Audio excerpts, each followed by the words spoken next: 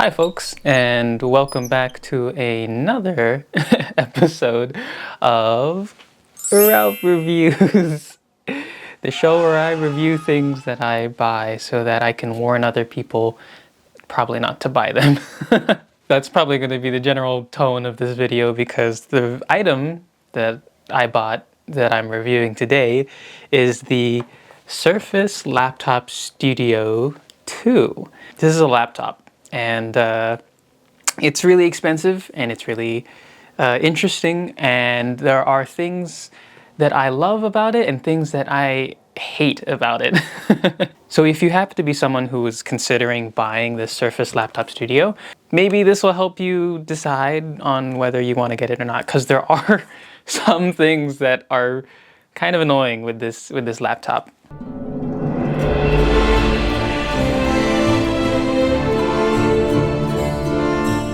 So first, let me explain what it is that I was looking for in a computer. For one, I wanted a laptop so I could do things on the go. That way I can just be more mobile.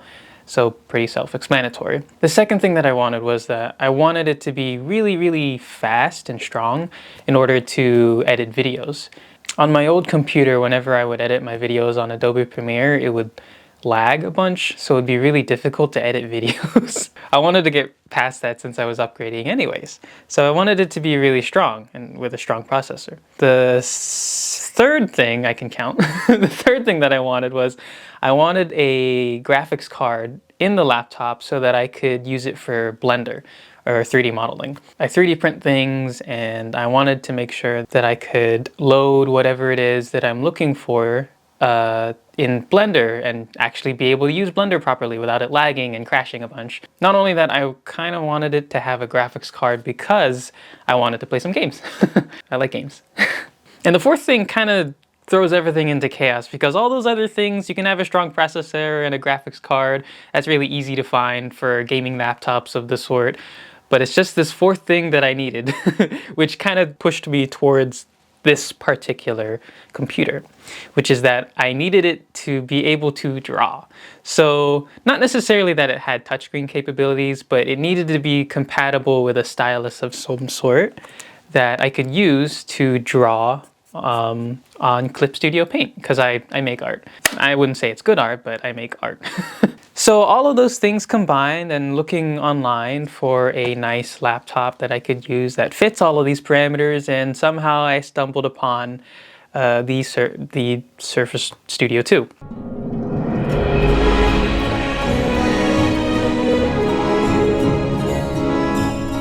But now let's talk about the physical aspects of the laptop. So it comes in at a, I think, 14-inch wide display. I'll put the correct number right here on my hand. That's how big it is. It's not super large. It's quite a nice size for a laptop. And also it weighs this amount. I can't remember, but honestly, it's pretty hefty. It's not a light laptop, not as light as other things, because it's storing a graphics card in here, a bunch of fans, blah, blah, blah, all sorts of things to make it powerful. And honestly, for something this powerful in computing, its form factor is pretty thin. That's something that I'm pretty impressed about. It's heavy, but it's thin, so it makes carrying it around not terrible. It's actually so heavy that I was laying in my bed drawing once, and I had my laptop propped up like this, and then it actually fell on my lip, and I started bleeding because of it. So it's kind of heavy. Other quirks about it is that the exhaust fan, I'll get into that in a bit, but I'll get more into that in a bit. But the exhaust, so this is on the left side of the laptop here, is the intake. So air goes inside of here, and air exits on the right side of the laptop, which is really cool because all the other laptops that I've used normally have fans and intakes on the bottom, but this is just completely smooth. So you don't really have to deal with, airflow if you have it on your lap or on a desk or something. As long as the side port here is open to some air, it'll be fine temperature-wise. But if you're using a mouse on the right side of the laptop, all of that hot air is going to be blowing on your hand, so it might be annoying. Maybe it's nice if it's a cold day out, but that's just something to consider. But yeah, I like that. I like how it cools itself. It's really cool. Not only that, it has 3 different modes, I guess you can call it. You have the... Oh, it's turning on.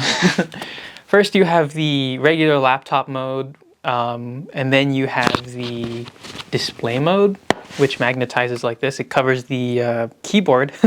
And then you have the tablet mode, which, you know, completely flattens the laptop and turns it into a tablet.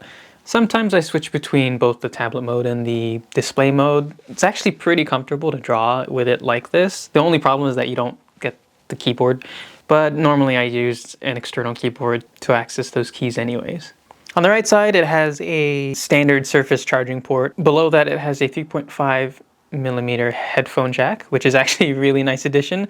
And below that, it has a micro SD card slot for reading micro SD cards. It's really easy to transfer data from my camera straight to my computer for video editing. On the other side, it has a USB-A port and 2 USB-C ports. One thing that is really troublesome is that the ports are absurdly tight. Way, way, way too freaking tight. If you have like a really short dongle, if you have a really short transmitter for a like mouse or something, and you plug it into here, it's really hard to take out. It's absurd how tight the freaking ports are. I had to get pliers just to grip the dang thing and yank it out, because that's how tight the USB-A port is. USB-C ports, they're okay, and over time they've loosened, but I think this was a common problem with like other users too, where the ports were just absurdly tight. So yeah, that was awful. Oh yeah, the pen, I forgot. The pen is hidden under here. This is honestly one of the coolest things that I've had for a laptop because it's magnetic. So the thing is about the pen is that it's a battery pen, so it does have a battery life, but whenever you store it magnetically, it recharges. So as it's there, it recharges. And honestly, if you're not using it, it's going to be stored magnetically here. And if you are using it, the battery life lasts a really long time. So it genuinely feels like there is no battery in it because it's either always charging and never dies. The pen itself has 2 buttons, a clicky pen up here and a clicky button in the middle here.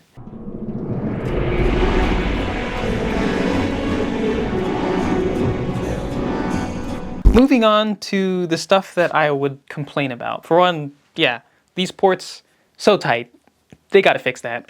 2, there's no thumbprint reader or fingerprint reader. I don't know why, but I thought there was a thumbprint reader on it, but turns out there isn't, which honestly really sucks because the only biometric security that it offers is Face ID, which I hate. I hate Face ID on the laptop. It frickin' sucks. It's because of the ergonomics of the laptop. The thing is, all of this would be solved if it had a fingerprint scanner on, I don't know, the right side of the laptop. Because you have the camera up here, and the camera will look and ID you so that you can get into your computer. But it's annoying because maybe I have the tablet like this. So now the camera is pointing upwards, and you can't look at my face unless I frickin' do jumps. So that, not jumps, but if I have to just, the fact that I have to move up just so I could enter my computer sucks. And it's even way worse if I have it in tablet mode. Because if it's sitting on the desk, then now I have to either peer over it like that or pick my laptop up. Which I guess in the grand scheme of things is kind of like not that big of a deal, but it gets annoying. It really does get annoying. And honestly, all of this could be solved if they just added like a fingerprint ID on the right side of the computer, not on the inside. I'll get into that in a bit, but on the right side, so that whenever, if I leave it in tablet mode, if I need to get in, fingerprint scan. If it's in display mode, I need to get in, fingerprint scanner. If it's in regular laptop mode, and I want to unlock it, fingerprint scanner. Fingerprint scanners are so much better. So annoying. That's another thing. The reason I say I want it on the side is because the power button, which is located right here on the right side of the keyboard. But again, if I have it in this mode, then I have to kind of blindly smush the keyboard and see if I'm pressing the power button or not. And also, if I have it in tablet mode, then there's just no way to turn it on. This is completely off. It's shut down, and it's, again, annoying. And something as important as the power button should be on the side of the tablet. Whew, my arm is getting tired. This thing's kind of heavy. If they could do what they did with Samsung phones, where you have the power button as well as the fingerprint reader all in one on one side of the device, they should do that. They should definitely do that for their next model. So, the next annoying thing about this stupid laptop, surprisingly enough, as much as I had praised the pen earlier, there are some setbacks to it. The problem that I have with this thing is that the buttons I mentioned earlier, the two buttons, they are barely customizable. If I want to program the button so that whenever I click this, I want it to press the, I don't know, escape key, because that sounds kind of cool. I press it and I want it to be the escape key. There's no feature for that. You can choose Windows Whiteboard or Sticky Notes or some other program to open, but if I wanted it to be an actual button or function or shortcut, then it can't do that. Not without third-party software called Toybox or something. My point of this is that I just want the buttons to be programmable to be specific keys on a keyboard. The one thing that I wanted it to do is that whenever I'm drawing in Clip Studio, the button Tab on a keyboard minimizes all of these other windows so I can just see the canvas. And I wanted to be able to do that on my pen. Because if I'm drawing in this mode, I can't access the Tab button on here. It's behind the keyboard. So I'm shit out of luck. So that's why I was like, oh, well, there's extra buttons on this pen. I'll just program it to that. And you can't. It boggles my mind. It's so stupid. Like, you can, I can open Windows Whiteboard 7 times if I click this, but I can't click a specific key that I want it to do. The customizability is so limited, which is so stupid. And then this is another part to this. I was like, okay, well, maybe there's some sort of fix for this. So I looked online and I figured out, like, oh, these buttons actually do have an input and you can reprogram them using a program called Toybox or something. And I did that. And I was like, oh, I can finally click Tab on my pen. And so when I finally made it so that my button on the top of the clicker presses Tab, in the end it still didn't work because it registers as Windows Tab, so it doesn't do it. Which is just annoying because all this convoluted shit just to get this working, and it doesn't. In the end, it doesn't work. This stupid thing doesn't work. I don't know if I explained this correctly, but I'll edit it in post so that it looks proper. This stupid thing, the stupid buttons, all of its functions and stuff, it just doesn't work. Not only that, one of the things that appealed to me before I bought this thing was that they advertised a tactile signal type feedback, where there's a motor on the inside of this pen that spins whenever you draw, so that it simulates drawings on something rough like a pencil. And I've tried it before and it works, but it only works on accepted programs like Windows Whiteboard. But like, what if I'm out of words.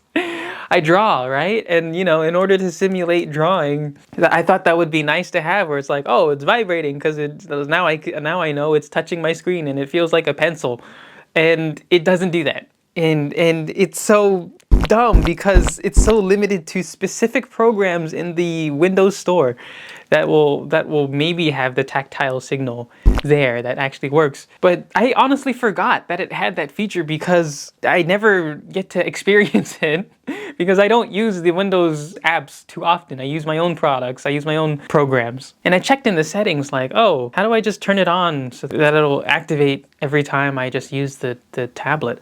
And there is a setting in the laptop that shows, oh yeah, you can activate it, but it doesn't work. I don't get why. Maybe mine is broken, maybe it isn't, I don't know. Maybe if other people have had experiences where whenever they just use the pen in general, it works. As for me, it doesn't. Which is something that I was really counting on because I wanted the feeling of drawing to be real. I will say though, the pen tip, and I think it's rubber, yeah. I really do like the pen pressure feel. It's really, really good. But in the end, like, this stupid thing doesn't work. Ugh. It's still pretty cool. So that's my whole rant about drawing with this thing. Oh, That's another thing. Another big con about this thing is that, yes, it's very powerful, but, and I mean that with a big B, but the battery is not great. So let's talk about the battery. Can we talk about the battery? Let's talk about the battery. I think they advertise it to have like, oh, it has a really, really long hours of battery life. The battery life is not great. It depends on the way that you use it. The battery can last a while if you put it in battery saving mode. Pretty straightforward. But the problem with doing that is that it dumbs the computer down to a brick. The computer becomes really slow because it's trying not to use all of its processors and whatnot. It's trying not to burn all of its juice because it's so powerful. So if you put it in battery saving mode, the computer becomes so slow that it's not even worth putting in battery saving mode. The browser lags, YouTube videos lag. Whenever you're trying to use it in general, it's just significantly slower than what it was before. So generally I just don't use that so that I can actually use the computer. But whenever you're not using it in battery saving mode, then the battery drops like super quick. It depends on what it is that you're doing. If whatever program you're using is super intensive, give and take, it can last a long time, but it can also last a really short time. Yeah, battery's not great. Oh yeah, the computing stuff. So whenever I do play a video game or edit a video or just use anything that's pretty intensive processing wise, the thing heats up like crazy. It gets really hot. Remember how I had mentioned those fans before where it takes in air here and blows the air out? The air here, it's warm and hot and it's loud. The fans are not terribly loud, I guess. Maybe my standards are low, but it's audible. It's audible. You can really tell that like the computer is chugging because it's blowing all that air out because it's like, okay, we got to use big brain modes.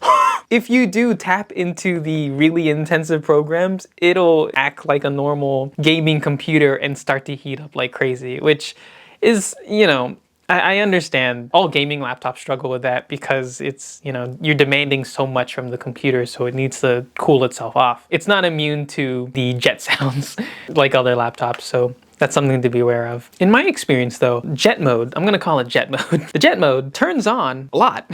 Whenever I load up Blender, air starts blowing out. Whenever I load up Adobe Premiere, air starts blowing out. Whenever I watch a video on YouTube in 4K, air starts blowing out. I think those are my biggest complaints with the computer.